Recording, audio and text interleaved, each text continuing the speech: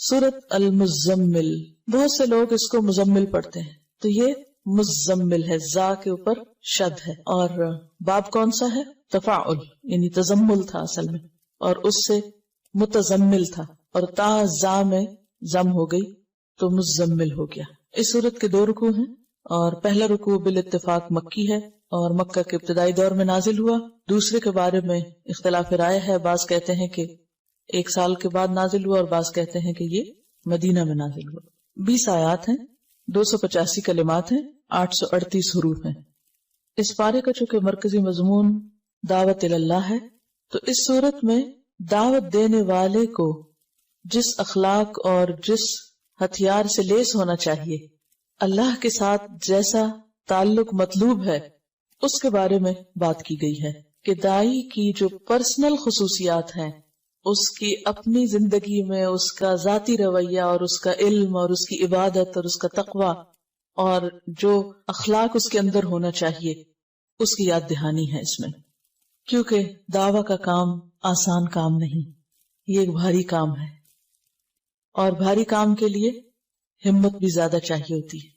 جنوں کے اندر شاید ہم سے زیادہ طاقت ہے، اس لیے انہوں نے پہلی دفعہ ہی سن کر بھرپور کام شروع کر دیا، اور غلط خیالات پر بھی بھرپور تنقید، اور بھرپور طریقے سے میسج کنوے کر کے توحید کی بھرپور دعوت۔ اسی طرح انسان خواہ جسمانی طور پر کمزوری کیوں نہ ہو، لیکن اگر اس کا ایمان مضبوط ہے، وہ اندر سے مضبوط ہے، اس کا اللہ سے تعلق مضبوط ہے، تو پھر وہ بڑے بڑے جنوں سے نمٹنا جانتا ہے، جیسا کہ اس میں فرعون کا ذکر آئے گا، اور بالکل ابتدائی دور کی صورتوں میں سے ہے سورۃ المزمل۔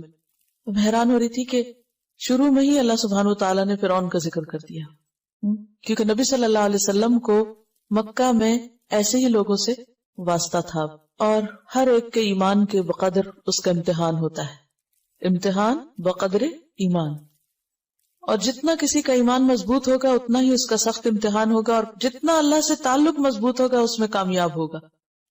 اور اس کامیابی کے لیے بے حد ضروری ہے کہ انسان کے اندر مضبوطی ہو، اور وہ مضبوطی آ نہیں سکتی جب تک انسان قرآن سے گہرا تعلق نہ رکھتا ہو، اور خاص طور پر رات کی نماز میں قرآن کی قرات کے ساتھ قیام کی عادت نہ ہو۔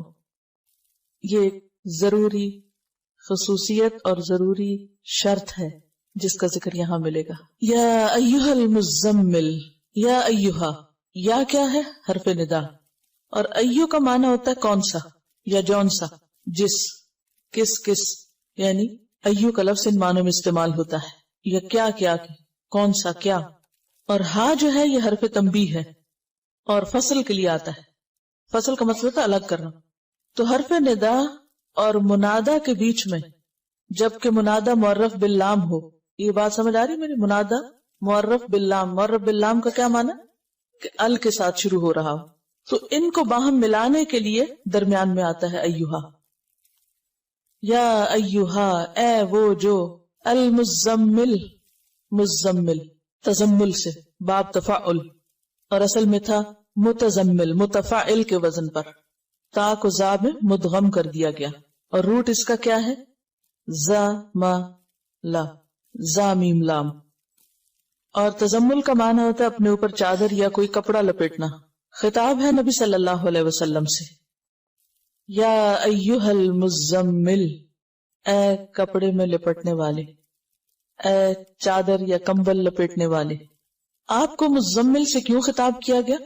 اس کی ایک وجہ تو یہ بیان کی جاتی ہے کہ نبی صلی اللہ علیہ وسلم نے جب پہلی مرتبہ جبریل علیہ السلام کو دیکھا تو آپ کے اوپر ایک بہت دہشت تھی اور خوف تھا اور لرزہ طاری تھا۔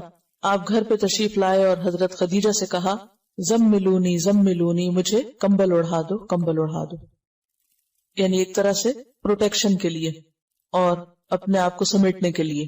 اور یہ تو چونکہ نقطہ آغاز تھا، اس کے بعد ابھی مزید آپ پر ذمہ داری ڈالی جانا تھی، لہذا آئندہ جب آپ کو پکارا گیا تو اس نام سے پکارا گیا، اے کپڑا لپیٹنے والے۔ اور عربوں میں دستور یہ ہوتا ہے کہ جب کسی کو خطاب کیا جاتا ہے تو اس کے حال کا ذکر کر کے اس کو بلایا جاتا ہے، اور یہ ایک محبت کا انداز ہوتا ہے۔ مثلا اس کی بہت سی مثالیں آپ کو ملے گی۔ ایک مرتبہ حضرت علی رضی اللہ تعالیٰ عنہ حضرت فاطمہ سے کچھ رنجیدہ ہو گئے، کچھ ناراضگی ہو گئی، تو گھر چھوڑ کے مسجد میں چلے گئے اور مسجد کے فرش پر لیٹے ہوئے تھے، تو آپ کے جسم کے اوپر مٹی لگ گئی.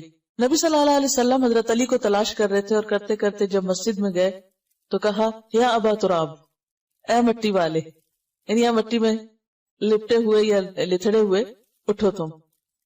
اسی طرح حضرت ابو ہریرہ جو تھے ان کو بلیوں سے بہت پیار تھا تو ان کا نام ابو ہریرہ رکھ دیا گیا.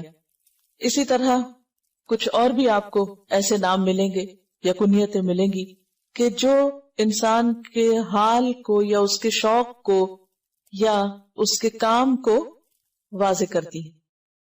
تو نبی صلی اللہ علیہ وسلم نے چونکہ پہلی وحی کے بعد کپڑا اوڑھ لیا تو وہ ایک اتنا پیار بھرا انداز تھا کہ اللہ سبحانہ وتعالیٰ نے اس کو یاد کرایا اور فرمایا یا ایھا المزمل، اے کپڑا لپیٹنے والے.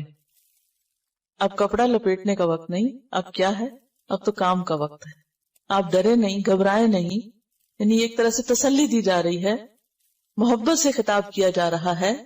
یا ایھا المزمل، اے مزمل، قم اللیل، قم اٹھو، فعل امر ہے قیام سے، اور قیام کہتے ہیں بیٹھے یا لیٹے ہوئے آدمی کا اٹھ کھڑا ہونا یا چلتے چلتے کھڑے ہو جانا. یعنی کوئی بیٹھا ہوا ہے تو بیٹھنا چھوڑ کے اٹھ جائے، یا لیٹا ہوا تو اٹھ جائے، یا پھر چل رہا ہے تو کھڑا ہو جائے. ان سب کے لیے کیا آتا ہے؟ قیام. قم اللیل، رات کو کھڑے ہو جاؤ.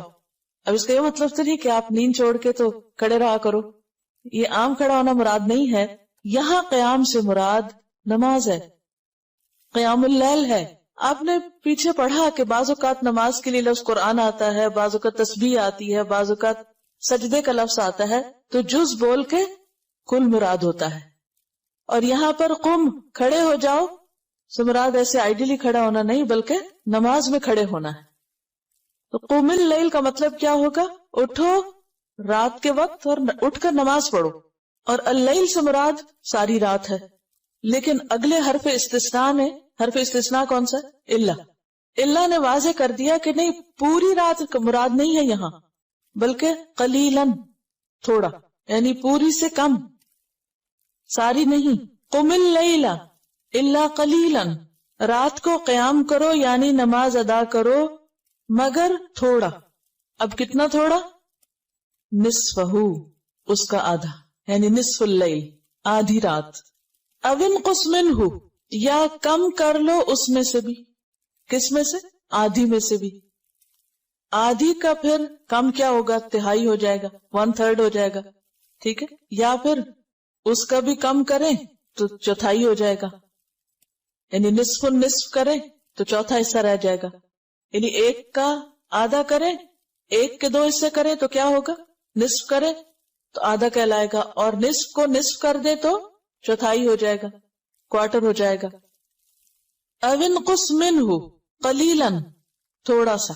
تو اس کا مطلب یہ ہے کہ بالکل آدھا نہیں کرنا بلکہ اس میں سے کچھ ہی کم کرنا ہے، یعنی تہائی رات. او زد علیہ، یا اس پر زیادہ کر لو، یعنی نصف پر. تو نصف یا آدھا جو ہے، ہاف جو ہے، وہ کیا ہے؟ سٹینڈرڈ.